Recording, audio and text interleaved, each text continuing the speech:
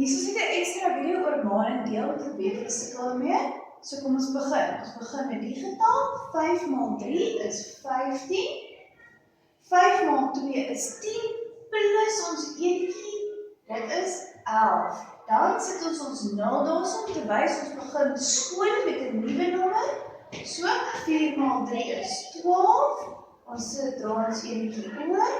4 maal 2 is 8 plus ons 1 is 9. En dan plus ons daai 2, so dit sal wees 5, 3 en 10. Nou sy antwoord. Kom ons kyk na dit.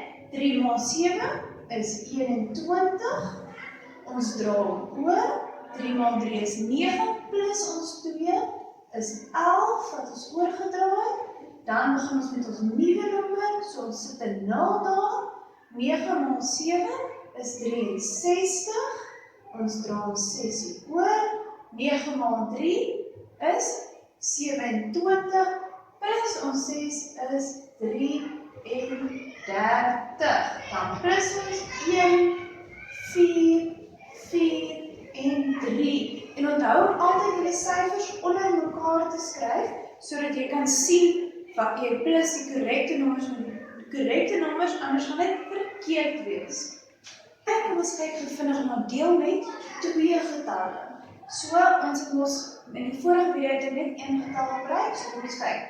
14 kan in 3 in, hy kan nie, so ons vat die hele getal, die eerste en die tweede getal. 14 kan in 30 in 2 keer. Dan hoeveel bly daar oor? Dis ons 2 maal 14 is 28, so 2 bly oor.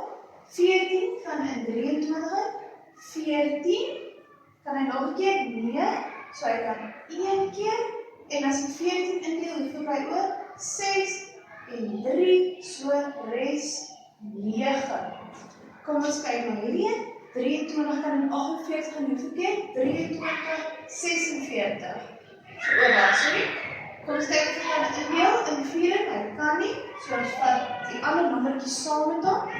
23 gaan in 48 in. 23, 46, dis 2 keer. Hoeveel bly dan oor?